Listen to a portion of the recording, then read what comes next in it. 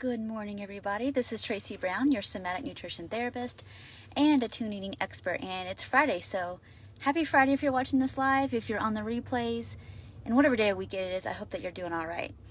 So I just got finished with the DMV, and I'm feeling a little bit like blah, and not because nothing bad happened. One, I had to get up extremely early to get there. That might be part of the lack of juice feeling I'm having. But it also could be like, it's been a really, really busy week and a lot of responsibility. So I think a little bit of my life juice is kind of zapped too. And so that's actually a very good example of what it feels like to be in dorsal. So the dorsal part of our nervous system is our rest and digest. Now we can be in a lower part of it that can feel kind of heavy, and from an attachment perspective, is where we shut down when we've had too much. Like too much stress, too much work, too much overwhelm. This is the thing at even more intense levels where we dissociate. And dissociation isn't like this evil term. It's like we are wired to do that if we're under extreme circumstances that we can't cope with. Car accidents, all kinds of like really anything awful you can imagine. Plus, just day-to-day life, if things become too stressful, we only have so much energy. And so how do we dissociate? We dissociate in all kinds of ways with our food. And so I'm going to give you some examples today. If you recognize that, there's no shame around that. It's just recognizing that we do have to shift something in and juice up our attachment system, so our social engagement system. We are going to need to work on feeling our bodies and knowing that our bodies exist, and doing that in a safe way that doesn't feel, again, more overwhelming.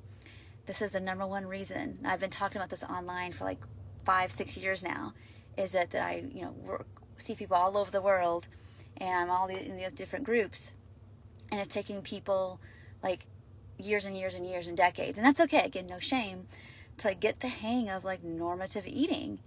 And I know the number one reason of that is just unprocessed trauma and inability to like yield and drop into the body to know our edges. And so when I mentioned here on the little intro is like, do we eat sometimes to find our edges? And absolutely we do. I think that's one of the main parts of, say, like binging disorder, is that we have so much internal dysregulation. And then we might have overcoupling with eating to soothe ourselves, that we eat to feel something. We eat to feel like something warm and solid and there for us, when we don't have enough experience out there in the world of something being there for us. So that is a function of binge eating, is to feel something. It's not always about cravings. It's not always about emotion. I mean, the emotion is the traumatic memory, if that makes sense. But it doesn't mean that it's not really about lack of control. It's just about like, we're humans and we're wired to connect. If there's nothing there, or we don't have good enough experiences or something in the here and now to reach for, we'll reach for food instead. And so the other way that this shows up in being kind of dorsal and lower energy and flat affect, IBS, alternating like constipation, diarrhea, all kinds of autoimmune issues, I think, have a root in long-term being in the dorsal part of our nervous system for just too long. And the research is like not quite caught up with that yet, but these are some of my thoughts and my theories of working with people for a long time. And then I also see just this inability to feel like it can be effective or impactful in the world, or have the energy to do stuff. It's very common for people who have been go-getters and high achievers most of their life to hit a place where they crash. And it feels like if they slept 10 hours, they still feel like they're just get hit by a truck.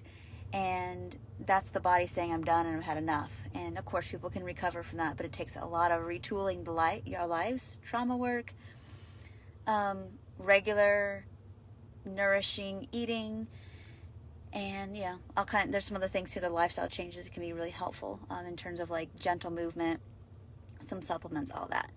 But the flip side of the coin is that sometimes when people are in a lot of dorsal and they feel kind of blah, they might say they feel depressed, but maybe I'm not depressed, I'm not sure. Again, you could be in some kind of shame spiral. And lastly, again, remember freeze and please is down here in the dorsal, which is if we felt too overwhelmed, we feel like it's not okay to exist, that can shut us down.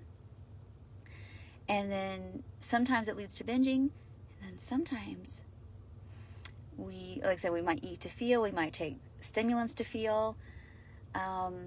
Oftentimes people go on a diet that gets them excited to get them out of the dorsal, but it's not it's a faux window of support and attunement and all that kind of stuff. It's just something to do to get you out of the blahs, but it's not true safety.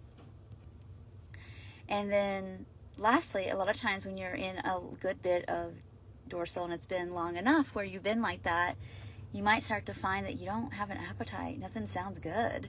I mean, that can happen just from being food burnout, of course. Recovery is super exciting at the beginning, and then, that excitement starts to wane. But this kind of blahness is like nothing sounds good. I don't know want to eat. I don't even feel hungry. And when mentally you should be hungry. And then, again, you're not in the early year or two of refeeding, that you don't always feel hungry, but you have to eat anyway. This is different. This is like, oh yeah, that's right. Like, I don't know how I got from work to home, and I don't know what I did in those 6 hours. And I know I didn't eat, and I can't believe I didn't eat. Like, what's going on? That sounds like functional freeze. And that can suppress your appetite, to the place where it's not about you don't want to eat, you just don't notice that you have a body that lets you know they should be, basically. And again, the strategies, and I'll give you like I gave a strategy for sympathetic charge on Wednesday today for your dorsal, for your shutdown, is to move. Take a big deep breath as big as your ribs can expand. Doesn't matter the inhale and exhale. It's like getting your ribs inside as big as you can, because that helps you feel like that you exist. There's something there inside. Other things, of course, can be singing, humming, swinging, rocking, swaying, muscle tensing, anything you can do to help your body feel like, oh, I'm here. It's 2020, or whatever year this is when you're watching this video. Those are just a couple quick examples. You might need more than that. You might need 5 to 20 minutes of that, of doing something that's gentle, but helps your body know that you're here and now and it's okay. That's something you want to be thinking about. So I know these topics are super complex. This neurobiological, trauma-integrated, informed way of looking at food and body image issues, they're so. I can't do so much more to cover.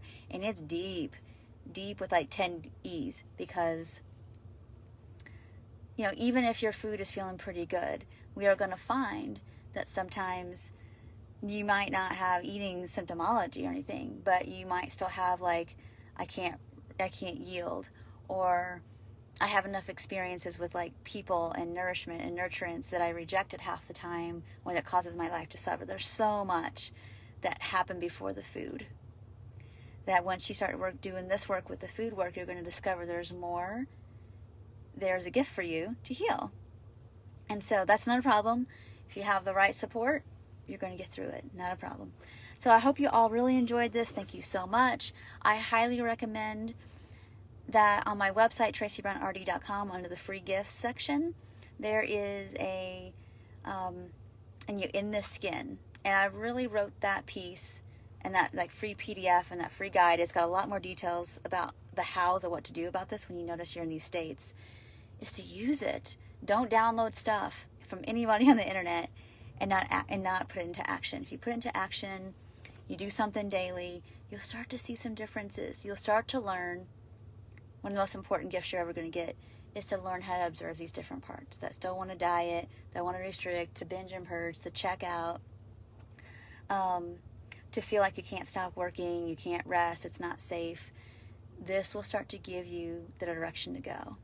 And of course, I highly recommend all of this work to pretty much every human, and to do it in safe company. So if you have any questions about how that works, you can go to my website and sign up for a free call. We can talk about it, and so you can see if that's something you need as well. So thank you all so much for watching, and until the next video, bye for now.